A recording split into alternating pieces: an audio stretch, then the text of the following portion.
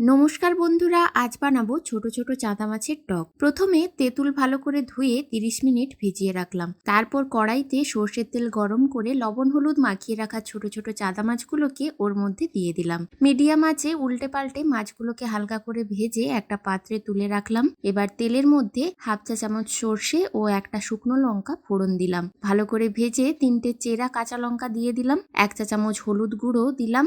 একটু নেড়ে চেড়ে ভিজিয়ে রাখা তেঁতুল থেকে এইভাবে জল ছেঁকে দিয়ে দিলাম। একই রকম ভাবে তেঁতুলে আবারও কিছুটা জল দিয়ে ছেঁকে ওর মধ্যে দিয়ে দিতে হবে। তারপর দিলাম স্বাদ মতো লবণ আর স্বাদ মতো চিনি। 2 মিনিট ফুটিয়ে ভেজে রাখা মাছগুলো দিয়ে দিলাম আর দিলাম 3টে কাঁচা লঙ্কা। এবার হাই ফ্লেমে 4-5 মিনিট ফুটিয়ে 1 চামচ সর্ষের তেল দিয়ে ফুটিয়ে নামিয়ে নিলেই তৈরি চাঁদা মাছের টক। গরম গরম ভাতের সাথে এই টক অপূর্ব লাগে।